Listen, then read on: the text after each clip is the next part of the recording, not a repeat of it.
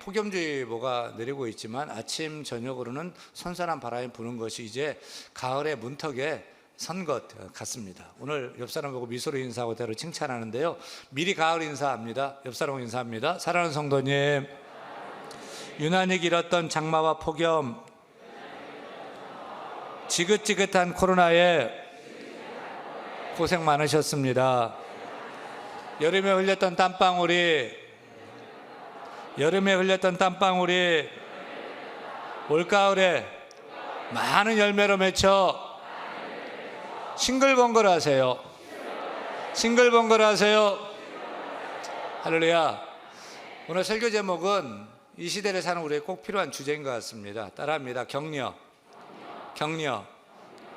횡단보도를 건너던 중장비 기사를 치고 숨지게 한, 그리고 달아나던 뺑소니 승합차를 뒤쫓아서 붙잡은 사람이 경찰로부터 감사장과 포상금 100만 원을 받았습니다.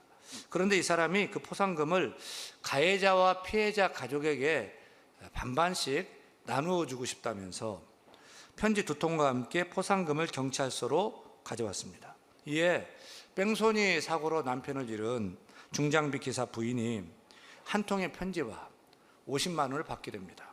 많이 힘드시죠? 가해 운전자를 결코 증오하지 마십시오. 부디 용서하는 마음으로 자녀와 함께 열심히 살아가시기를 당부하며 기도합니다. 세 자녀와 함께 살 길이 막막했던 피해자 부인은 이 편지를 읽고 가해자에 대한 그 증오를 풀게 됩니다. 한편 남편이 뺑소니로 사람을 죽이고 교도소로 가게 되어서 너무 괴로워하던 그 가해자의 부인도 50만 원과 편지를 받게 됩니다.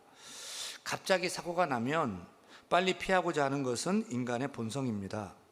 남편과 한 집에 함께 지내지 못하는 괴로움은 있겠지만 있는 것이 없는 쪽보다 덜한 절망일 것입니다. 힘내세요. 위해서 기도하겠습니다. 놀라운 사실은 이 위로와 짧은 격려의 편지를 통해서 가해자, 피해자 모두가 다 서로를 생각하는 아름다운 일이 생기게 된 것입니다. 사랑하는 여러분, 몇 마디의 격려입니다. 따뜻한 격려는 미움을 녹이고 증오가 사라지게 하고 사랑과 용서의 마음을 만드는 힘이 있는 것입니다. 또한 격려는 어려움을 당한 고통도 견디고 이기게 한다는 것을 아십니까? 사람이 고통을 견딜 수 있는 그 역량이 어느 정도인지를 실험했어요. 얼음이 담긴 차가운 물에 발을 담기게 한 후 이 고통을 견디는 역량을 테스트한 것입니다. 두 그룹으로 나누었는데요, 한 방에는 한 사람만 얼음물에 발을 담그게 했고요, 또 다른 방에는 5명을 함께 넣어서 똑같이 얼음물에 발을 그렇게 담그게 했습니다. 결과가 어떻게 되었을까요? 얼음물에 우리 발을 담그면 이내 차가워지고 발이 시리고 발이 막 깨질 것 같죠. 그래서 혼자 있던 방에서 이 얼음물에 발을 담근 사람은 이내 참지 못하고 곧 뛰쳐나왔습니다. 그런데 5명이 함께 있던 방에서는 훨씬 더 오래 견뎠는데 혼자서 얼음물에 담긴 사람보다 최소 2배 이상을 더 견디더라는 거죠. 이 실험이 우리에게 시사하는 바가 무엇입니까? 사람이 아무리 어려운 시험, 어려운 고통을 당하더라도 함께하고 서로 격려하면 아무도 격려해 주지 않고 혼자서 감당하는 사람들보다도 훨씬 더 고통을 잘 견뎌낼 수 있다는 실험의 결론입니다. 정말 그렇지 않습니까? 내가 고통당할 때 내 곁에 아무도 없으면 그것이 작은 건데도 힘들고 또 무너져 버리는 것을 봅니다. 그런데 고통당할 때 가족이 함께하고 누군가가 옆에서 싸매어주고 붙들어주고 세워주면은 우리는 감당할 수 없는 그 고통도 참고 이겨내고 그 고난을 털고 일어설 수 있게 되지 않습니까? 그래서 격려가 필요합니다. 정말 이 시대를 사는 우리에게는 격려가 더 필요한 줄로 믿습니다. 세상은 비판과 비난으로 가득 차 있지 않습니까? 내가 이렇게 하는 것이 당신 잘 되라고 하는 거야 라고 하면서 참 모질게도 지적하고 비판하고 아프게 합니다. 서로의 약점, 문제점을 찾고 그것을 지적하는데 열심입니다. 자기가 잘못됐다는 사람 하나도 없어요. 다 남 탓만 합니다. 비판합니다. 저주합니다. 정죄합니다. 비난합니다. 이런 비난과 비판, 남 탓이 넘쳐나는 이 시대 가운데 정말 따뜻한 칭찬, 진심 어린 격려는 영혼을 튼튼하게 하는 영양소가 되는 것입니다. 그래서 마크 트웨이는 멋진 칭찬을 들으면 그것만으로도 2달을 살 수 있다, 이렇게 말했습니다. 정말 그렇잖아요. 맛있는 음식 먹으면 배부르는데 이내 배가 꺼지고 허기지게 되죠. 그런데 멋진 칭찬, 따뜻한 격려의 말을 들으면 마음의 배가 부르게 되고 두고두고 만족을 우리에게 주지 않습니까? 칭찬은 고래도 춤추게 하고 멧돼지도 나무에 오르게 한답니다. 따라서 우리가 칭찬하며 살아야 돼요. 격려하며 살아야 돼요. 우리 이렇게 함께 이렇게 모였는데 서로 격려하고 아멘, 서로 칭찬하고 아멘, 서로 사랑하고 아멘. 그러면 세상이 달라질 것입니다. 그러면 세상이 밥맛 나고 살맛 나는 세상으로 변화될 줄로 믿습니다. 그래서 히브리서 기자는 오늘을 사는 우리에게 이렇게 명령합니다. 히브리서 10장 24절이죠. 같이 읽겠습니다. 서로 돌아보아 사랑과 선행을 격려하며. 비난과 비판, 욕설, 저주가 난무한 이 시대 가운데 우리 크리스찬은 어떻게 살아야 할까요? 다시 한번 읽을까요? 다시 한번 읽습니다. 서로 돌아보아 사랑과 선행을 격려하라. 그렇습니다. 우리 성도가 할 일은 다른 게 아니에요. 누구를 똑바로 하라고 가르치는 사람이 아니고 또 지적하는 일이 아니고 그게 우리의 일이 아닙니다. 우리의 일은 서로 돌아보고 격려하고 축복해주는 일이 우리의 일인 것입니다. 여기서 돌아보라는 말은 룩백, 뒤를 돌아보라 이런 말이 아닙니다. 깊이 생각해보라. 관심을 갖고 살펴보라. 표준 세번역 성경에 보니까 서로 마음을 쓰며 라고 번역을 했어요. 따라서 우리가 할 일은 깊이 생각하고 마음을 써서 관심 갖고 살피는 거예요. 지난주에 만난 형제가 얼굴이 어두워 보이던데 무슨 일이 있는 것은 아닐까? 그 집사님 새로 이 불경기에 개업을 했다는데 정말 장사가 잘 되고 있을까? 그 자매가 아프다고 내가 들었는데 이제는 좀 나았나? 계속 아픈가? 이렇게 깊이 생각하고 마음을 써서 어떻게 하면 그 사람을 내가 도울 수 있을까? 저 형제, 저 자매에게 필요한 격려는 무엇일까? 내가 어떻게 도우면 그에게 힘이 될까? 이렇게 마음을 쓰는 것이 따라합니다. 격려. 우리는 이렇게 서로 돌아보아 격려하는 사람이 되어야 할 것입니다. 25절 말씀 보면은 오직 권하여 그날이 가까움을 볼수록 더욱 그리하자고 했는데 오직 권하여는 무슨 뜻입니까? 권하다는 격려하다는 말이에요. 격려하다. 교회에 권사님들 있죠? 우리 교회도 권사님들 많이 계신데 권사님들은 무슨 일을 하는 분들입니까? 권사는 격려하라고 세운 직분자인 거예요. 약한 자를 돕고 격려하고 슬픔에 빠진 자를 위로해주고 병든 자를 찾아가서 눈물로 기도해주고 좋은 일이 있는 성도에게는 내가 더 좋은 것처럼 막 축하해주고 신앙이 약해져 방황하는 자를 찾아가 손을 잡아 이끌어주며 격려해주는 사람이 우리 권사님들인 줄로 믿습니다. 사랑하고 존경하는 우리 권사님들 계셔요? 권사님들은 분명합니다. 성도들을 돌아보면서 누가 어려운 사람 당한 사람은 없을까? 또 요즘 교회 안 보이던데 그분이 실족해서 방황하고 있는 것은 아닌가? 그분이 아프다고 들었는데 미처 교회가 알지 못하고 목사님이 알지 못해서 돌보지 못하고 있지는 않을까? 이렇게 살피고 돌보고 살펴서 격려해야 할 것입니다. 그런데 오늘 성경 보니까 윤 목사가 틀렸어요. 그것은 권사님들만 하는 일이 아니라는 거죠. 예수 믿는 성도라면 모두가 다, 누구나 다 서로 돌아보아 서로를 깊이 생각하고 서로 마음을 쓰고 살펴서 서로를 격려하고 서로를 응원하고 축복해야 한다는 것입니다. 우리 장로님들도 권사일을 하고, 우리 집사님들도 권사일을 하고, 당연히 권사님들은 당연히 권사일을 해야 되고, 우리 성도들도 다 권사일을 하면서 격려하고 붙들어 세워야 될 줄로 믿습니다. 그런 의미에서 생각할 때 우리 교회가 격려 공동체가 되어야 할 줄로 믿습니다. 격려 공동체가 되기를 축원합니다. 물론 교회는 예배 공동체, 봉사 공동체, 교육 공동체, 선교 공동체이지만 먼저 격려 공동체가 되어야 할 것입니다. 격려 공동체가 되어서 격려하면서 예배하고 봉사하고 섬기고 교육하고 가르치고, 격려가 먼저 마땅히 풍성하게 되어야 돼요. 우리가 서로 돌아보아 서로 관심 갖고 서로 마음을 쓰고 서로 깊이 생각하고 살펴서 서로 격려하는 교회요, 서로 응원하는 교회요, 서로를 위해서 기도하는 교회요, 서로를 축복하는 교회가 되어야 할 것입니다. 그래서 교회에 오면 기분 좋은 거예요. 얼굴이 밝아지는 거예요. 세상에서 힘들고 어렵고 지쳤는데 교회만 오면 살아나는 것입니다. 피곤이 사라지고 새 힘을 얻는 것입니다. 세상 어디서도 나를 알아주지 않았는데 교회 왔더니 나를 알아주는 거예요. 나를 인정해 주는 거예요. 그런 예배가 즐거워요. 교회 오기가 막 신나요. 행복해요. 그렇게 우리 교회가 서로를 격려하는 교회가 되어야 할 것입니다. 우리 옆 사람 보고요, 그런 의미에서 격려하는 공동체, 격려하는 성도 되기 위해서 격려하는데, 사랑하는 성도님 반갑습니다. 오늘은 더 멋져 보이십니다. 요즘 많이 힘드시죠? 제가 응원하고 기도할게요. 힘내세요.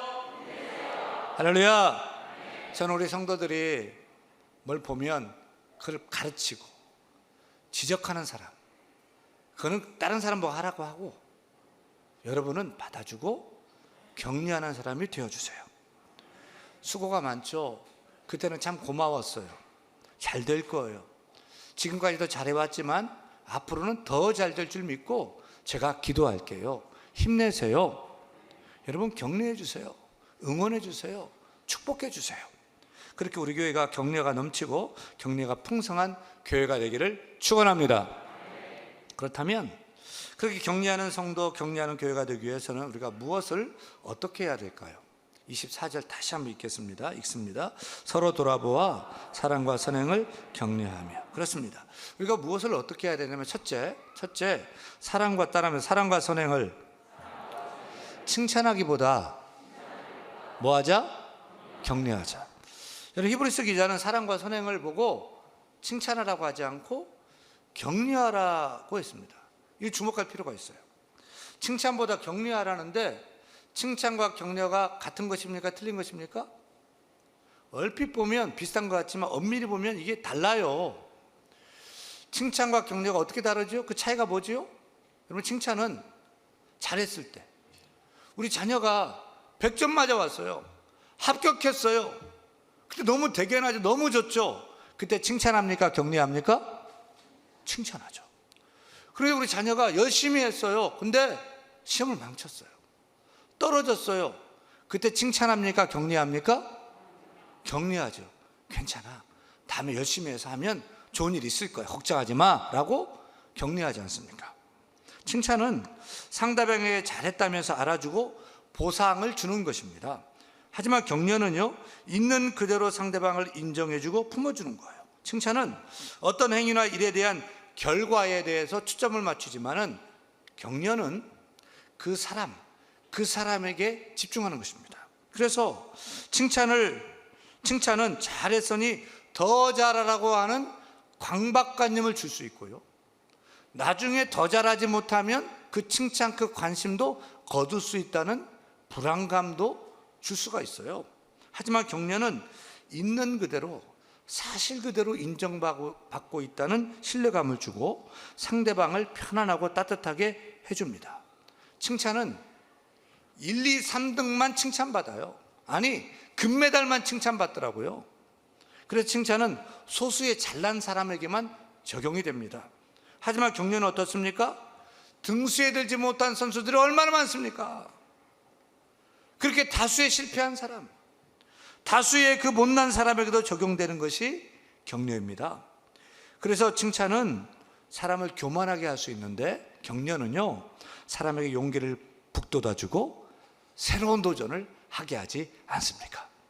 따라서 우리에게 필요한 것이 칭찬입니까? 격려입니까? 격려가 필요해요.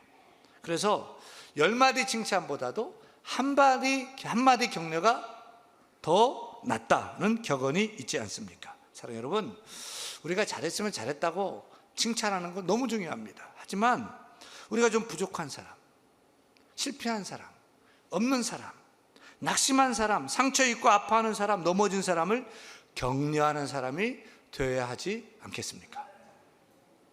그래서 오늘 성경은 사랑과 선행을 칭찬하라고 말하지 않습니다. 격려하라고 하지 않습니까? 늘 사랑하고 헌신하고 좋은 일, 착한 일을 하면 좋죠. 그 사람 당연히 칭찬해 줘야죠. 칭찬받아야 마땅하죠. 하지만 우리는 그 사랑을 그렇게 하지 못해요. 그런 능력이 없어요. 날마다 좋은 일 하지 못해요. 그런 실력도 없고, 그리고 부족해요. 그래서 못해요.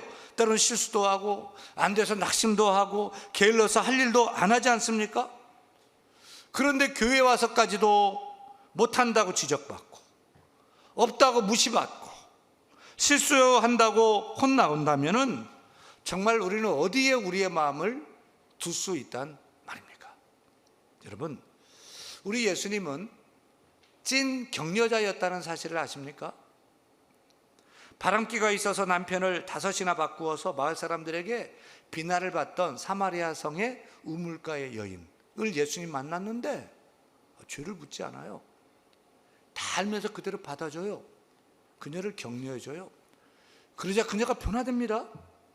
그녀가 전에는 동네 사람들 눈을 피해 숨었는데 예수님이 격려를 받자 동네 사람들은 기쁘게 막 달려가가지고 예수님 막 전하고 사랑과 선행을 행하는 자로 변하지 않습니까? 심지어 동족의 피를 빨아먹고 사는 매국노로 소문난 세금쟁이 삭개오도요, 주님이 영접하시고 그 집에 들어가 먹고 마시며 그를 격려하는 거예요. 사람들이 막 손가락질하는데 그 손가락질을 받으면서도 주님은 그 한 사람 삭개오를 찾아서 집에 들어가서 같이 먹고 마시면서 그를 격려하는 거예요. 그러자 그 피도 눈물도 없다던 삭개오가요, 예수님에게 인정함을 받고 격려를 받고 나니까 그가 변화됩니다. 그래서 가난한 사람, 없는 사람에 대한 긍휼의 마음이 막 생겨가지고 통 큰 기부자로, 통 큰 선행가로 변화되지 않습니까? 이게 격려의 힘입니다. 심지어 세금쟁이 마태를 예수님의 제자로 부르셔서 정말 사랑과 선행의 사도로 바꾸어 사용하신 것도 봅니다. 그것만이 아니죠. 예수님은 창녀를 보면서 멀리하지 않고 그 죄를 묻지도 않고 그를 그대로 받아주고 격려하십니다. 십자가에 달린 1급 강도도 죄 묻지 않고 격려해 주시고, 가난한 자도 병든 자도 격려하시고, 낙심한 자도 격려해 주셨습니다. 그 예수님께서 우리도 있는 그대로 받아주셨잖아요. 우리 죄를 묻지 않고 우리 허물도 실수도 다 덮어주시고 용서해 주시고 구원해 주시고 하나님 자녀 주시고, 아멘. 그래서 우리가 이 자리에 있게 된 줄로 믿으시면 아멘. 이렇게 예수님이 찐 격려자였는데 우리 가운데 역사하시는 성령님 역시도 격려의 달인이십니다. 성령님 이름이 무엇이죠? 보혜사. 보혜사의 뜻은 따라합니다. 격려자, 위로자. 성령님 이름이 격려자, 위로자예요. 그래서 성령님이 하시는 일은 다른 것이 아닙니다. 우리 옆에서 떠나지 않고 함께 해주시고, 힘들고 어려울 때 위로해 주시고, 외로울 때 품어주시고 친구가 되어주시고. 우리 남자분들은 아멘 안 하는데 우리 여자분들만 성령님이 함께 할 줄로 믿습니다. 네. 우리 성령님이 참된 위로자, 격려자 되시는데 우리가 우리 옆에서 늘 함께 해주시고, 힘들고 외로울 때 친구가 되어주시고, 낙심할 때 격려해 주시고, 책임지시는 영원한 위로자, 변치 않는 한결같은 격려자가 우리 성령 하나님이신 줄 믿으시기를 간절히 축원합니다. 축원합니다. 그렇게 우리도 예수님을 따라서, 우리도 성령 받은 자 성령님을 따라서 우리도 후한 격려자가 되어야 할 것입니다. 그래서 누구를 만나든지 연약하면 도와주고, 부족하면 채워주고, 허물은 덮어주고, 실수는 이해해주고, 죄는 용서해주고, 잘한 것은 말해주고, 뛰어난 것을 인정해주는 격려자가 되어야 할 줄로 믿습니다. 그래서 서로가 더욱 사랑하도록, 좋은 일 많이 하도록, 착한 일 많이 하도록 동기를 불러일으켜주고, 또 용기를 주고 팍팍 힘을 주고 밀어주는 좋은 격려자, 멋진 격려자가 다 될 수 있기를 간절히 축원합니다. 축원합니다. 둘째, 우리가 격려하는 성도, 격려하는 교회가 되기 위해서 무엇을 어떻게 해야 될까요? 둘째 따라합니다. 모이기를 힘쓰도록 격려하자. 중요합니다. 25절 같이 읽습니다. 모이기를 피하는 어떤 사람들의 습관과 같이 하지 말고 오직 권하여 그날이 가까움을 볼수록 더욱 그리하자. 미국에서 사용되는 조크 중에 뿌리다는 뜻인 스프링클링 크리스찬이라는 말이 있습니다. 그러니까 이 스프링클링 크리스찬은 뿌려지는 크리스찬이라는 뜻인데, 어떤 사람이냐면 평생의 교회에 3번 나오는 사람을 일컫는 말이에요.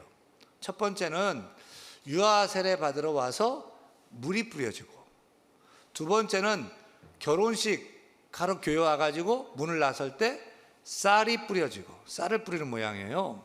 세 번째는 죽어 장례식 하러 교회 와가지고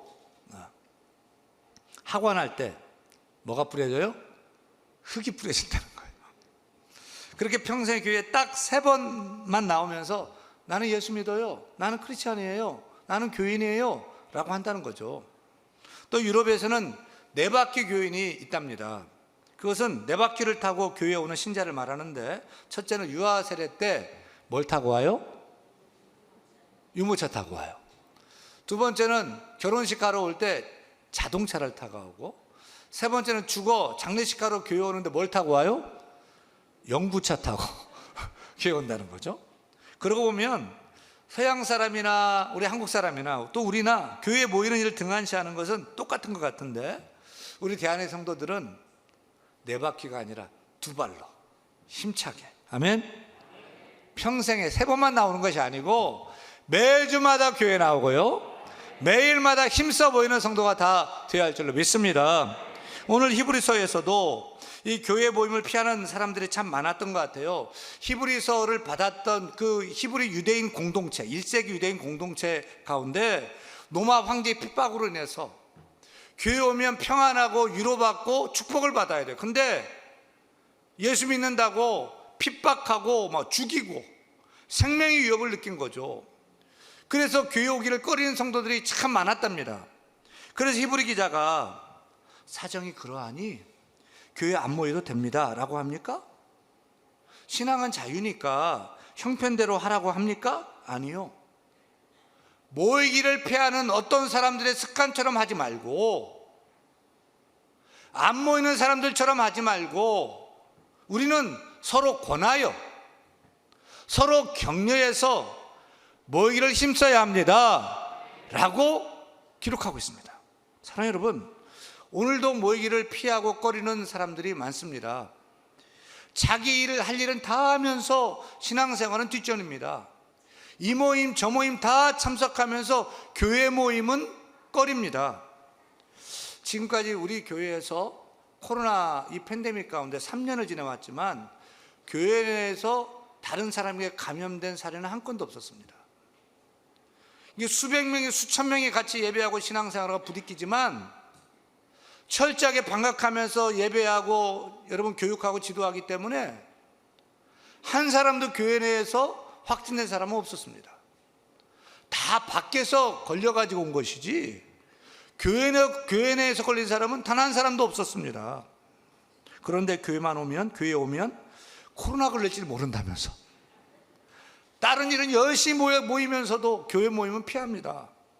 또 이런저런 이유로 모이기를 피하는 것을 볼 때 신앙을 지도하는 목사로서 걱정이 좀 됩니다. 여러분, 어려울 때일수록 힘들수록 더욱 모이기에 힘쓰는 성도가 믿음 좋은 성도인 줄로 믿습니다. 분주하고 바쁠수록 우리는 모이는 일에 더욱 힘써야 될 줄로 믿습니다. 마지막 말세의 징조가 모이기를 싫어하는 것이라는데, 우리 성도들은 세상의 그 풍조대로 살아가서는 안 될 것입니다. 마지막 날이 다가올수록, 세상이 더 악해져 갈수록, 세상 풍조가 날마다 바뀌고 변해도 세상 풍조는 나날이 갈리어도 나는 내 믿음 지키리니. 세상 풍조는 날마다 나날이 갈리어도 우리는 내 믿음 지키면서 모여 힘써 예배해야 될 줄로 믿습니다. 여러분, 우리 교회가 날마다 잘 되는 교회가 되기를 원하시면 아멘. 날마다 부흥하는 교회가 되기를 원하시면 아멘. 그 비결이 뭐예요? 많이 모이면 돼요. 잘 모이면 돼요. 열심히 모이면 돼요. 모여라 하면 얕하면서 다 모이면 날마다 잘 되고요, 부흥하는 교회가 될 줄로 믿습니다. 모여서 뭐합니까? 왜 모이라고 합니까? 모여서 헐뜯고 시기하고 질투하고 상처 주라고 모이라 합니까? 아니죠. 모여서 서로 사랑하라는 거죠. 서로 격려하라는 거죠. 서로 맞아주라는 거죠. 서로 인정해 주라는 거죠. 축복하고 기도해 주라는 것입니다. 할렐루야. 그런 격려하는 교회, 격려하는 공동체 우리가 서가야 될 줄로 믿습니다. 그래서 세상에서 피곤하고 상처받고 찢긴 심령들이 교회에서 받은 위로와 그 격려를 통해서 거친 세상에 나아가 날마다 예수 향기를 날리고 그리스도의 편지로 날마다 기쁘고 즐겁게 세상을 이기며 사는 모든 성도 교회가 되기를 간절히 축원합니다. 축원합니다.